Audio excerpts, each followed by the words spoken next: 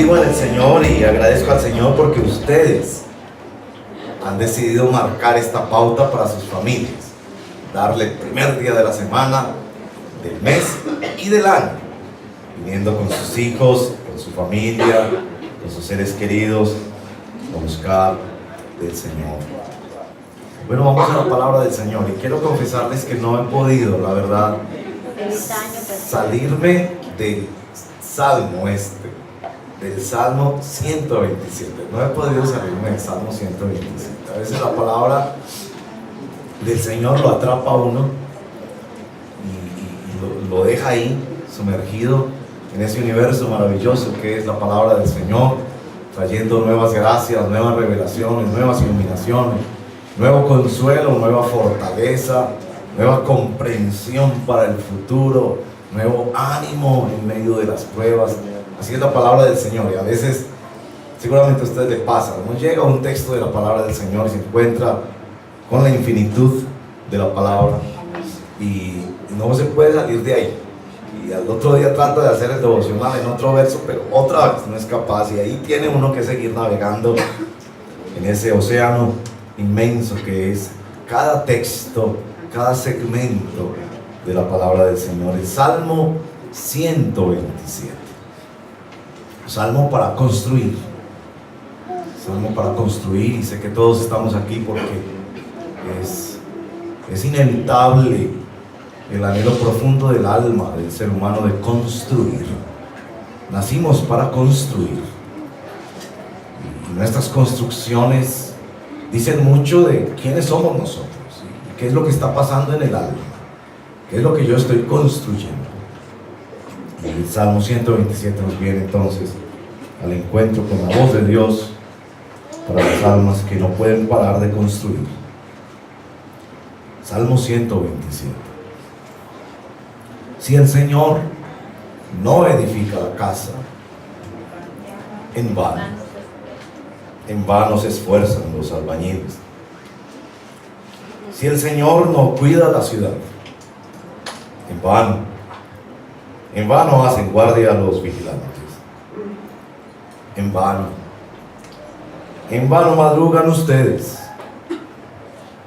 y se acuestan muy tarde para comer un pan de fatigas, porque Dios concede el sueño a sus amados. Los hijos son una herencia del Señor. Los frutos del vientre son una recompensa. Como flechas en manos del guerrero valiente son los hijos de la juventud. Dichosos, bienaventurados los que llenan su aljaba de esta clase de flechas. No serán avergonzados por sus enemigos cuando litiguen con ellos en los tribunales. Esta es la palabra del Señor. Padre, necesitamos que tú nos ilumines con el poder del Espíritu Santo. Qué tan preciosa ha sido la adoración esta mañana, de corazones rendidos, reconociendo que ni una sola pizca de nuestra vida ha sido a causa de nosotros, sino que nuestra vida ha sido pura misericordia tuya, Señor, y que ni un solo centímetro de nuestra existencia tiene sentido si no es por la presencia de Jesucristo iluminando, guiando, dando sentido, que todo lo demás es vano. Déjanos, Espíritu Santo, déjanos ver tu espada moverse para mostrar la vanidad en nosotros, porque tu palabra siempre es así. Primero viene contra nosotros para destronar ídolos, para sacudir corazones, para quebrantar durezas, para exhibir lo profundo de nuestra maldad, escondida a veces detrás de los orgullos más elaborados. Pero ven también con esta espada para abrirnos caminos, para hacer cirugías del corazón, para defendernos, para señalarnos nuevas cosas que tú estás haciendo, y hoy especialmente para construir allí donde tú estás construyendo. Te lo pedimos, Espíritu Santo, en tu nombre poderoso, nuestro Señor Jesús. Oramos. Amén.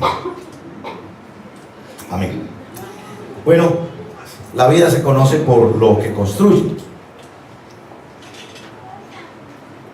Y este texto primero detecta nuestro afán de construir.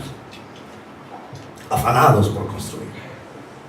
Los estudiosos del Salmo nos informan que la época en que es escrito este Salmo es una época de mucha prosperidad.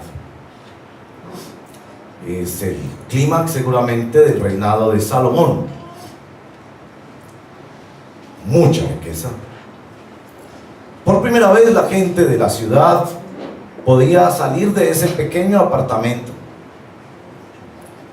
y ahora construir la casa de sus sueños, como todos lo soñamos, ¿no? Una casa que no sea pequeña, que tenga su buena sala y su jardín y un segundo piso con biblioteca y la sala de estar y de juegos, una sala solo para ver televisión y un antejardín precioso, y que sea la casa más bonita de la cuadra. Y esos eran los sueños, y estaba siendo posible porque había prosperidad para todos.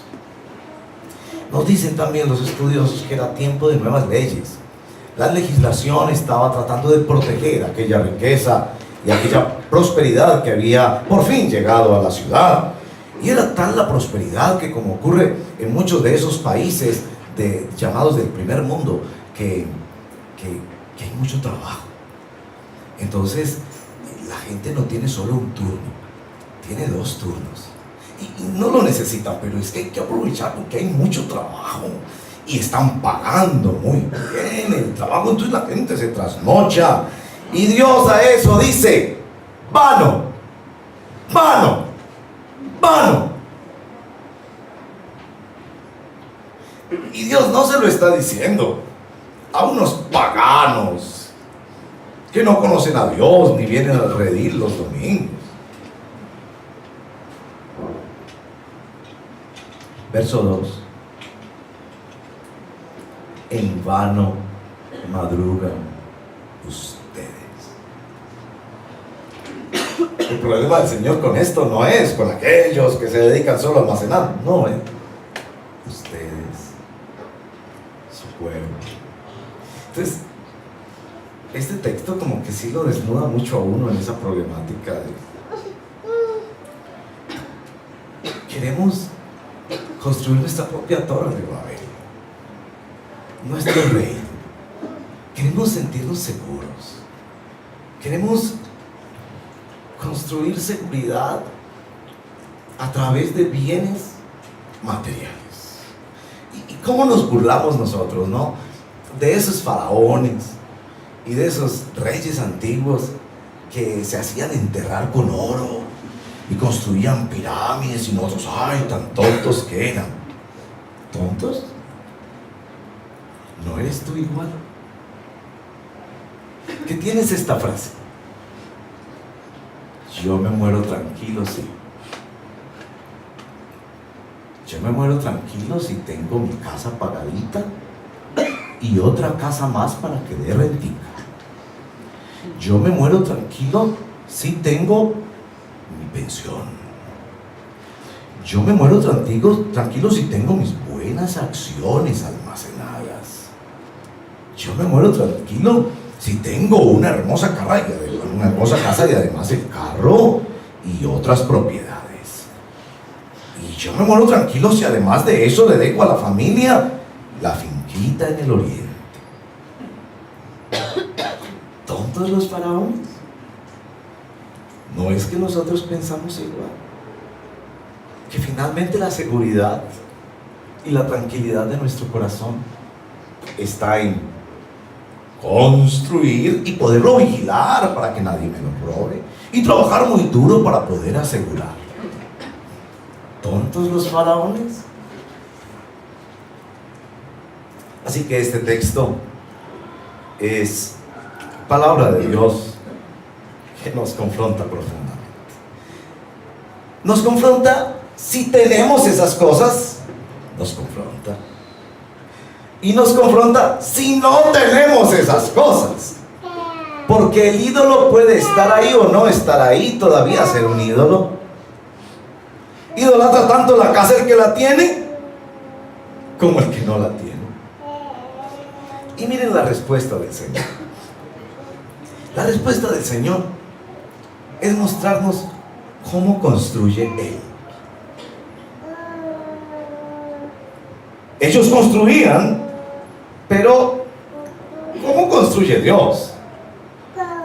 Y el asunto en esta porción de la palabra del Señor tiene que ver con que nos unamos a la construcción de Dios. Que la única garantía que tú tienes es el unirte a la construcción de Dios. Bienvenido y bienvenida a la construcción de Dios. Porque si no es así, vano,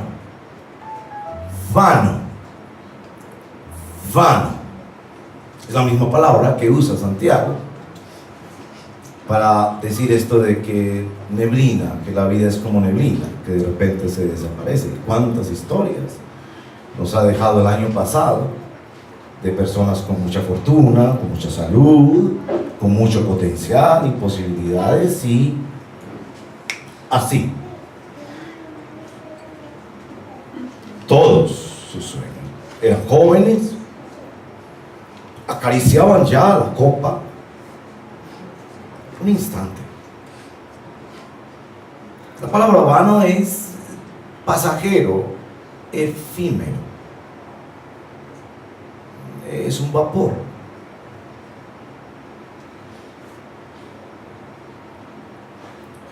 Y que ustedes jóvenes sean iluminados por Dios para entender esto. Pareciera que la juventud es inmune a esta sabiduría, porque aunque se le dice a ustedes jóvenes, eso se acaba, y aunque en su mente entienden, claro, el tiempo va avanzando y llegará un día en que esas fuerzas no estarán y demás, pero en el corazón eso no se entiende. En el corazón ustedes jóvenes piensan que su vida será 0 kilómetros por toda la eternidad y que se comerán al mundo. ¿Y cómo hacerles que reciban esta sabiduría en el corazón? Que llegan días en que ya uno no come el mundo, ya uno no puede tomar leche, ya uno no puede comer pan, ya uno no tiene ni con qué masticarlo. Es decir, eso se va. ¿Cómo pudieras recibir esta sabiduría que la mejor construcción no es la que tú sueñas, no es la que tú quieres, es la construcción de Dios? Es que te unas a la construcción de Dios. Nuestro texto nos dice 3 características de la construcción de Dios. Así quiero presentarles esta escritura esta mañana. Lo primero que nos dice el texto es que Dios construye en personas. Y esto nos llega a través del texto por el contraste que hay entre los versos 1 y 2 con respecto a los versos 3 a 5. Contraste marcadísimo que algunos han sugerido inclusive que son 2 salmos. Estamos ante 2 salmos, porque llegas al verso 3 y cambia de tema. A ver, no veníamos hablando de la construcción de la ciudad y de la casa y lo vano que es hacerlo sin Dios y el asunto del sueño, y de repente, herencia del Señor son los hijos. Y esto es porque Dios construye e invierte en personas. Porque la locura mayor cuando nosotros acumulamos es que le damos espaldas a personas. Trabaja como loco y no tiene tiempo para los hijos. Trabaja como loco si no tiene un amigo. Trabaja como loco y ya tiene más propiedades y una camioneta. Dios mío, pero ¿para qué? ¿Para qué? Si no hay personas en su vida. Dios invierte en personas, no en casas y en ciudades. Eso es secundario para Dios. Tan secundario que un texto que me encanta del Salmo 2.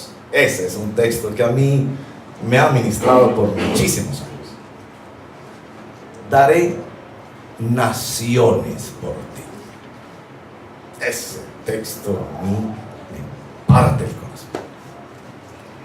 Dios es capaz de invertir todo un país por una persona, porque el alma de una persona vale más que todos los tesoros del mundo. Es que Dios construye en personas. Dios invierte en personas. Eso es un asunto extraordinario. Entonces, por supuesto, el texto nos va a decir que la primera inversión de personas es familia. Que familias son las personas con las que crecemos. Y nos va a decir que estos hijos en familia, y miren lo pedagógico que es el Señor en su palabra, nos lo pone los dos con letricas que podamos recordar. F, fruto, F, flecha. Ahí está. ¿Cómo ve Dios los seres humanos? Como frutos y como flechas. Como frutos porque a Dios le interesa el ser de la persona. El fruto habla de la vinculación a la rama y al árbol. El fruto habla de la semilla, del proceso de la vida. Las personas son un fruto que está madurando. Dele tiempo que madure. Sé que a veces es duro esperar mucho tiempo, ¿no? Pero dele tiempo. Es un fruto, está creciendo. No lo vaya a partir biche, está madurando. Habla del ser y de la relación. La flecha habla del propósito y del hacer. Eso con respecto a la construcción de Dios en la familia es fundamental. Porque nuestra pelea, ustedes saben, hoy en día en Colombia para los cristianos es: por favor, no me diga que yo siembro un fruto de mamoncillo y voy a cosechar un aguacate. Si Dios te lo entregó niño, es niño. ¿Dónde está el misterio de ese asunto? Entonces lo vas a seguir formando, Sandra y John, como un hombre de Dios, como un fruto que va creciendo para ser ese hombre de Dios que Dios quiere que él sea. No me digan que me dan una semilla de niño y en el camino resulto con otra cosa. Entonces nos habla mucho de familia este texto y defiende la articulación del diseño divino de la familia. Quizás nos es más difícil, especialmente para ustedes mamás, lo de la flecha. Porque la flecha significa desprendimiento, riesgo. Entonces, perdón que les ponga de ejemplo Sandra y John, que los quiero tanto. Felipe, que se va y se irá, y eso duele. La flecha se va a cumplir el propósito de Dios. Y ustedes, mamás antioqueñas especialmente, que sienten que su muchachito todavía, su bebé, a los 40 años, todavía deben prepararle sus calzoncillitos y sus medias y esperarlos con el tintito allí afuera del baño cuando salgan. Porque hay que meterlos en una urna de cristal y protegerlos para que no corran riesgos. Y para que no sufran. Para que no enfrenten la vida como a nosotros tan duro que nos tocó. Nos cuesta esto, ¿no? Que nos dice, los seres humanos tienen propósitos de Dios. Nosotros no controlamos a los seres humanos ni los usamos para nuestra realización, sino que los apoyamos en el lanzamiento de los propósitos de Dios. Miren qué belleza es esta antropología bíblica y diseño bíblico de la humanidad en familia, en ser humano, que nos viene con dos palabras: fruto y fruto. ¿Por qué? Porque Dios construye en personas. Y si te vas a unir a la construcción de Dios, la construcción de Dios no son fincas y camionetas, son personas. Así que la primera pregunta que yo tengo que hacerte es: ¿en qué personas inviertes tú? No estoy diciendo que está mal invertir en la casita que vamos a ir poco a poco pagando con mucha disciplina y esfuerzo. No es que eso esté mal, sino qué es lo que Dios prioriza, dónde está construyendo Dios, en seres humanos. Todo lo demás es secundario, es subsidiario a la construcción de personas. ¿En qué personas estás construyendo tú? La segunda característica de la construcción de Dios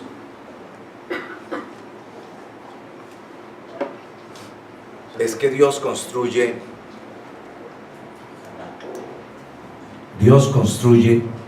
por gracia.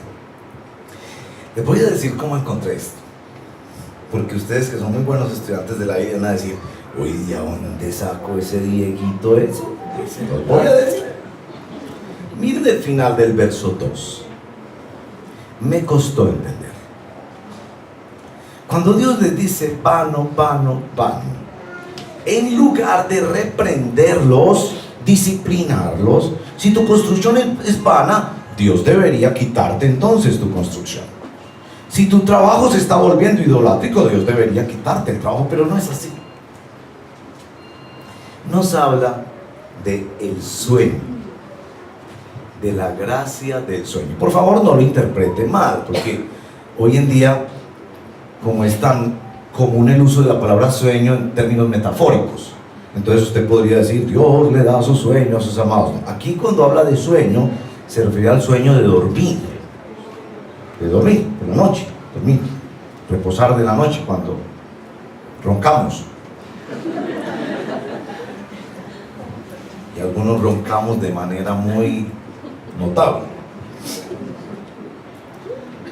Es a esa gracia que se refiere Dios, la gracia del sueño. Los jóvenes que están aquí presentes no van a entender esto, de que el sueño es una hermosa manifestación de la gracia de Dios.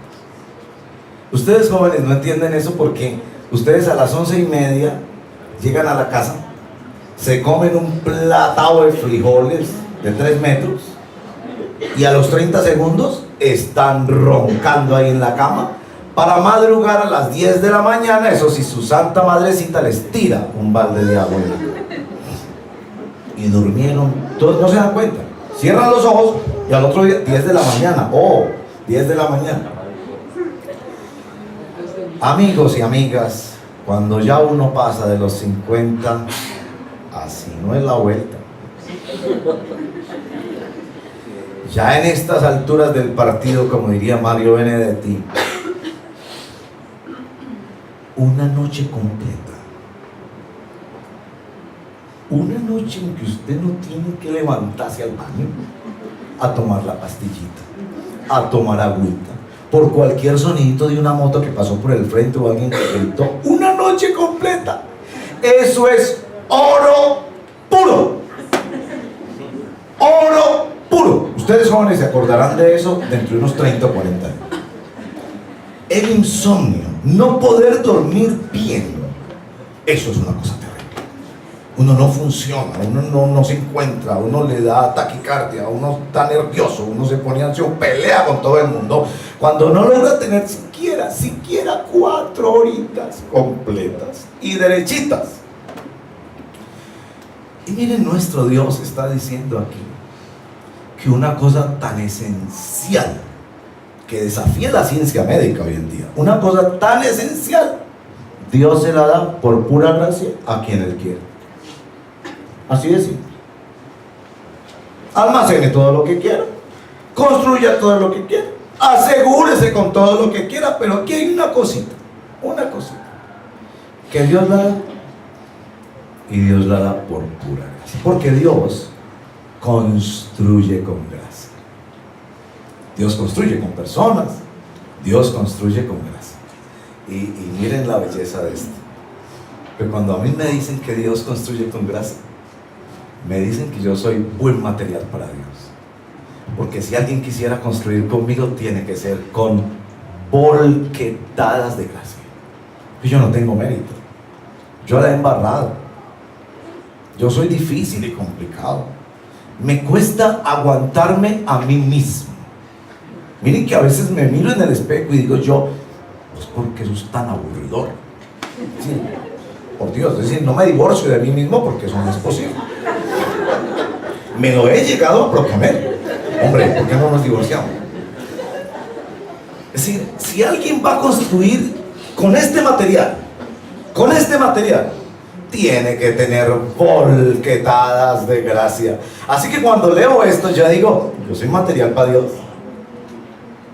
Cuando miras tu pasado, cuando miras tus imperfecciones, las debilidades de tu carácter, las ambiciones de tu corazón, las inequidades de tu trato con los demás, las hipocresías, lo tendencioso, lo ambicioso, lo vano que tú eres, escucha que Dios dice, Él construye con gracia.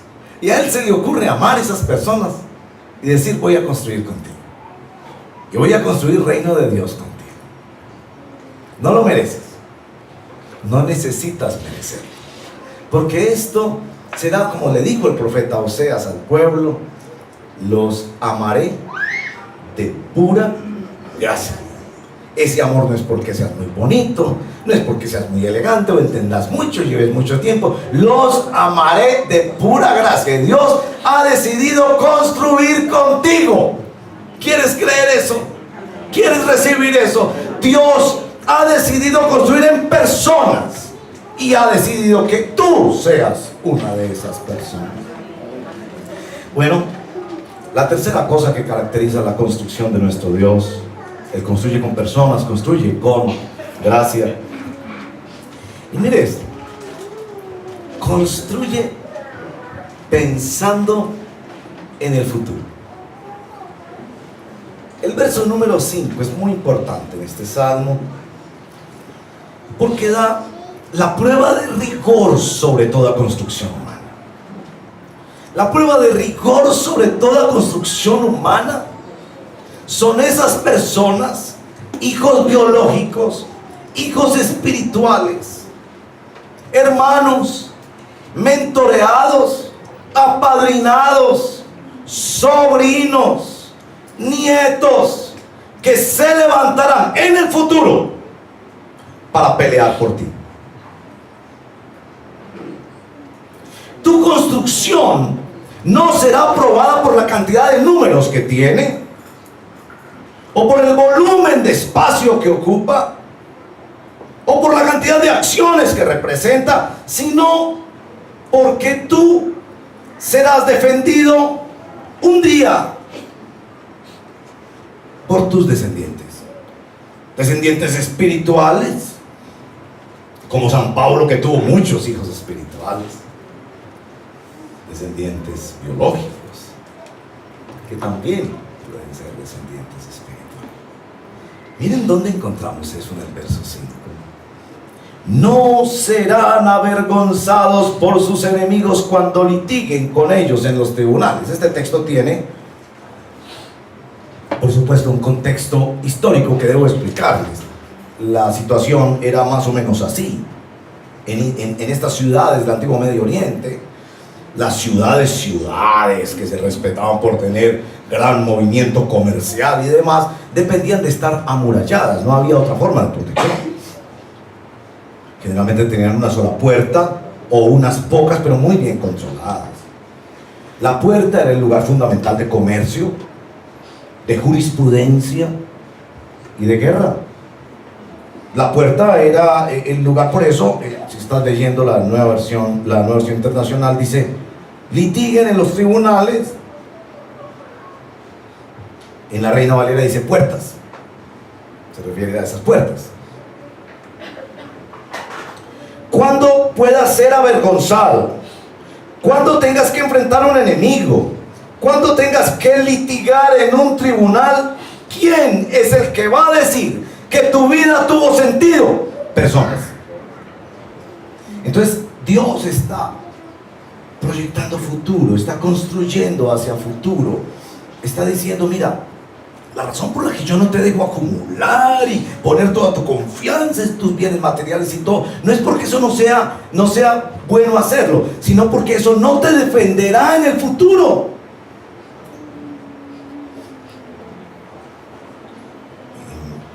Y miren que en nuestra Antioquia esto es pan de todos los días. ¿Por qué las mamás antioqueñas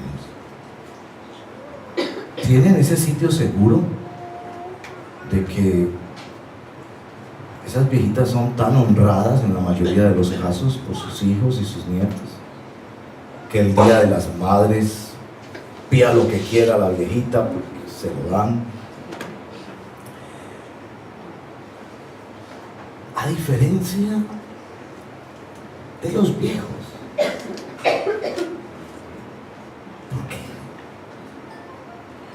La razón es muy sencilla. Ellas construyeron en personas. Ellas construyeron por gracia. Y ahora el futuro les está devolviendo la factura. Bendigo a Dios cuando en esos hogares hombres antioqueños, después de haber sido vagabundos, mujeriegos, tomadores, que se fueron de la casa porque no se habían realizado como hombres y qué sé yo, y allá coleccionaron todas las mujeres, y cuando son viejitos regresan donde su esposa, donde sus hijos.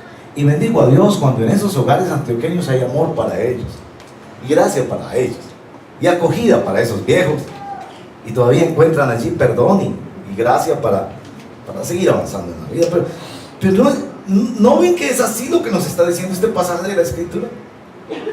Que Dios está construyendo pensando en un futuro y diciéndote, mejor invierte en personas, porque vendrá el día de mañana cuando estés viejo y cuando los amigos con los que tomabas y comparabas carros no te visitarán en un hospital. Los que te visitarán serán tus hijos biológicos o espirituales, o esos sobrinos a quienes le dedicaste tu vida, o esos que apadrinaste, mentoreaste o guiaste en los caminos del Señor. Futuro. Dios construye pensando en el futuro. Ahora, yo no sería buen predicador si yo lo dejo ahí. Porque el texto a mí me levanta una pregunta. ¿Qué pasa con el que no tiene hijos? ¿Y qué pasa con el que sí ha padrinado sobrinos, ha ayudado jóvenes, ha mentoreado, ha servido, ha tenido hijos espirituales, pero no tiene esa sustancia? Y la respuesta, miren, que me llegó en la Navidad. Y me llegó en la Navidad a través de un personaje de aquellos poco mencionados en la Navidad.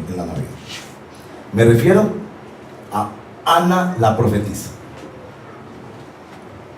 Se casó A los 7 años enviudó, y la viudez en Israel era la muerte social para una mujer.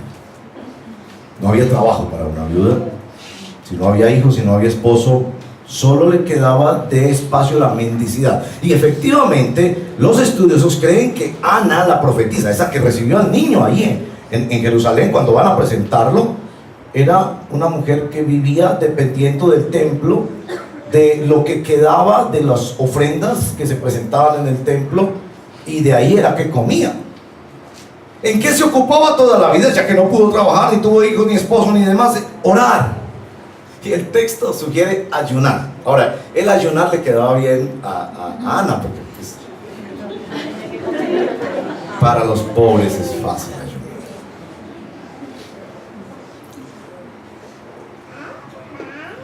Cuando le llegó la vejez, cuando los enemigos tocaron a la puerta, cuando se burlaron de ella porque era una mujer que no había dado fruto, ¿qué fue lo que tuvo esa mujer? Esto me llegó en la Navidad. Tomó a Jesús en los brazos. No era hijo de ella, era un hijo más grande, era el Hijo de Dios. Y yo no sería buen predicador del Evangelio si en un salmo como estos yo no logro atisbar que nuestro Dios se proponía redimirnos en la puerta cuando nuestros enemigos vinieran a avergonzarnos, pero no a través de nuestros hijos, porque nosotros sí tratamos de redimirnos a través de los hijos. Los hijos son un mecanismo de redención. Los hijos se vuelven una religión. Pero Dios dice no. Yo tengo otro plan de redención, y el plan de redención es darnos a su Hijo. Y como Ana toma a Jesús, este es mi seguridad para toda la eternidad. Entonces mi seguridad no está en esos hijos. Aunque confío en Dios que si llego a la vejez y necesito su asistencia, confío que ellos me tiendan la mano. Pero mi confianza no está en mis hijos, sino en el Hijo de Dios, dado por mí. Y que no solo me acompaña y suple y consuela y fortalece mi vida en todos los días de mi vida, sino por toda la eternidad. Porque si nos ha dado el Hijo, ¿cómo no nos dará con Él todas las cosas? Nos dice San Pablo en Romanos capítulo 8. Esta es la implicación de esta palabra de Dios.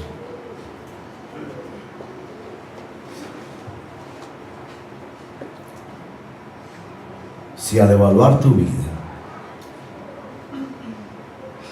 sientes vergüenza, Jesús está aquí para perdonarte. Si al evaluar los retos que enfrentarás este año tienes miedo, Jesús está aquí para fortalecerte. Él es el Hijo de Dios, y Él ha sido dado para tu salvación, para tu transformación. Si algún día tú has rendido tu vida a Cristo Jesús como tu Señor, entonces yo te invito a que te aferres a Jesucristo. Si tú hasta el día de hoy descubres en tu alma, por la iluminación del Espíritu, que no has recibido a Jesús como tu único y suficiente Salvador, yo te invito a que te aferres al Señor Jesucristo. Te quedan dos opciones. Vas a poner tus confianza en lo que puedes almacenar, sea que lo tengas o que lo quieras tener. Vas a poner tu confianza en lo que puedes almacenar, o vas a construir y poner tu confianza en Dios. El Señor te invita hoy por su palabra a que construyas con Él y a que dejes que Él sea el Hijo de Dios, el que perdona, el que fortalece tu vida.